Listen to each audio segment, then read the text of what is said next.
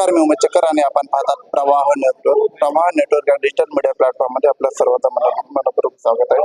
सध्या लोकसभेची रणधुमाळी सुरू आहे. त्याच पद्धतीनं उमेदवाराकडून प्रचार देखील केला जातो. माझ्यासोबत आज हिंगोली लोकसभा समन्वयक संजय कच्छे साहेब आहेत.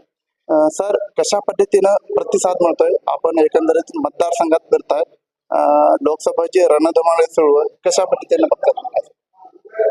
सध्या हिंगोली लोकसभेमध्ये सर्व जणांची हिंदू हृदय सम्राट बाळासाहेब ठाकरेंच्या शिवसेनेला ज्यांनी धोका दिला आणि गद्दारी केली, त्या गद्दारांना धडा शिकवण्यासाठी सगळ्यांचे मशालाच्या बटन दाबण्यासाठी हात शिवशिवतायत, बोट शिवशिवतायत. भारतातली लोकशाही वाचवण्यासाठी, संसद वाचवण्यासाठी आणि विधानसभा वाचवण्यासाठी ज्या पद्धतीनं जर्मनीमध्ये ॲडॉल्फ हिटलरनं विरोधकांना संपवलं, ज्या पद्धतीनं इटलीमध्ये मुसोलिनीनं विरोधकांना संपवलं, किंवा आज जसं व्लादिमीर पुतीन रशियामध्ये विरोधकांना संपवतात, भारतामध्ये तशाच पद्धतीनं लोकशाही संपवण्याचं कटकारस्थान चालू आहे.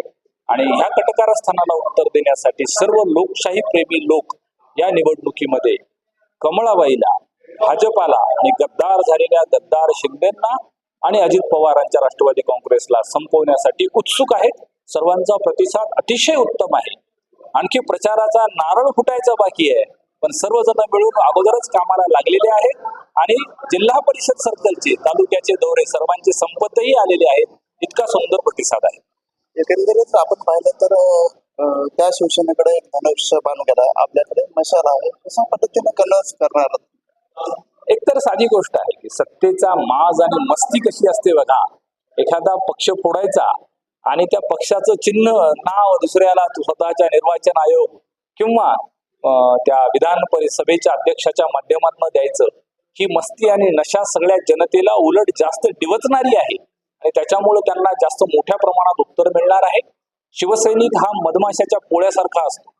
एरवी शांत असतो, परंतु दगड मारला तर मधमाशा कुणालाही सोडत नाहीत. त्याप्रमाणे आमचं चिन्ह चोरणाऱ्या, आमचा पक्ष चोरण्याचा प्रयत्न करणाऱ्या गद्दार शिंदेला आणि त्यांच्या खांद्यावरून वार करणाऱ्या कमळाबाईला धडा शिकवायला आम्ही समर्थ आहोत.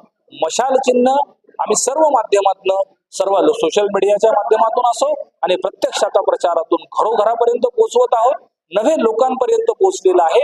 लोक वाट पाहतायत निवडणुकीच्या दिवशी मतदान करण्याची, मशाली समोरचं बटन दाबलं. शिंदे गटाचे आमदार संतोष बांगर यांनी या अगोदर एक वक्तव्य केलं होतं. त्या पद्धतीचा एक व्हिडिओ देखील प्रचंड प्रमाणात व्हायरल झाला होता. ते म्हणाले होते की उद्धव बाळासाहेब ठाकरे या शिवसेनेचा उभाटाचा भोपाटा झाला. कशा पद्धतीने? काय माहितीये का, ज्यांनी जन्म दिला त्या बापाला नाव ठेवणारी औलाद आपल्याकडे अर्थानं हे जे आहे ना, ज्या शिवसेनेमध्ये तुमचा जन्म झाला, तुम्ही मटका जुगार असले धंदे करत असतानाही ज्या शिवसेना नावाच्या 4 अक्षरांमुळे तुम्हाला आमदार हे विरोध मिळालं, त्या बापाच्या विरोधात बोला तर तुम्हाला कधी समाज मान्यता मिळत नाही. उद्धव बाळासाहेब ठाकरेंच्या दररोज पाया पडणारे, एबी फॉर्म त्यांच्या हातात घेताना त्यांच्या पाया पडणारा जर कुणी 2 नंबरचा धंदेवाला हे गोष्टी करत असेल तर त्याला धडा शिकवायला पूर्ण शिवसेना समर्थ आहे. आणि त्यांना असं वाटत असेल उभाटा, अरे तुमचा बाप आहे उद्धव बाळासाहेब ठाकरे, हिंदू हृदय सम्राट बाळासाहेब ठाकरे. आत्ताच तुम्ही पाहिलंय हेमंत पाटीलला उमेदवारीसाठी किती एरझाऱ्या मारल्या, उमेदवारी मिळाली नाही. भावना गवळीला एवढ्या एरझाऱ्या मारल्या, उमेदवारी मिळाली नाही. नाशिकच्या हेमंत गोडसेला एवढ्या एरझाऱ्या मारल्या, तुम्हाला उमेदवारी मिळाली नाही. तुझी सुद्धा उद्या तीच अवकात राहणार आहे आणि उद्या तुला सुद्धा उमेदवारी नाही मिळाल्यावर कुठे जाणार आहेस याचा विचार आजच करून ठेव. आम्ही सर्वजण समर्थ आहेत लोकसभेवर निष्ठावंतांचा भगवा फडकवायला आणि येणाऱ्या कळमनुरी विधानसभेत तुला दाखवून देऊ की तुझी अवकात आणि योग्यता काय आहे आणि तुला उमेदवारी मिळते का, मिळाली तर कुठल्या स्थानावर जाईल. हेमंत पाटलांचं तिकीट कटल्यानंतर बाबुराव पाटील यांना तिकीट दिलं. कोण जड भरेल वाटतं? हेमंत पाटील होते की हे जड भरतील? आमच्याकडे ते ग्रामीण भागात म्हण आहे, घोडं मेलं वज्यानं आणि शिंगरू मेलं एरझाऱ्यानं. हेमंत पाटील, भावना गवळी आणि ते हेमंत गोडसे मुंबईच्या एरझाऱ्यांमध्येच मेलेले आहेत. त्याला उमेदवारी मिळाली नाही म्हणून त्याने त्याच्या एका माणसाला दिली जो कुणाला परिचितही नाहीये, ज्याचं जिल्हा परिषद सर्कलच्या बाहेर नाव कुणाला माहिती नाहीये.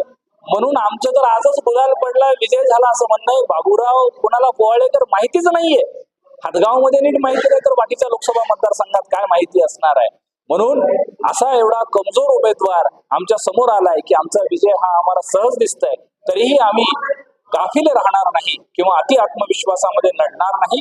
आम्ही सावधानतेनं पूर्ण मेहनतीनं निश्चितपणे हिंगोली लोकसभेवर निष्ठावंत शिवसैनिकांचा भगवा फडकवू, उद्धव बाळासाहेब ठाकरेंचं नेतृत्व सिद्ध करू.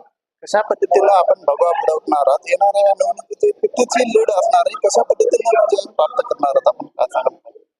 साधारणतः हा एक कुणालाही माहिती नसणारा उमेदवार दिल्याच्या नंतर आम्हाला खात्री आहे साधारणतः कमीत कमी 3.5 लाखाच्या लीडनं शिवसेनेच्या मशाल चिन्हावर मतदान मिळेल आणि आमचे अधिकृत उमेदवार नागेश अष्टीकर हे 3.5 लाखाहून जास्त मतांनी आम्ही सर्व मेहनतीने निवडून आणू.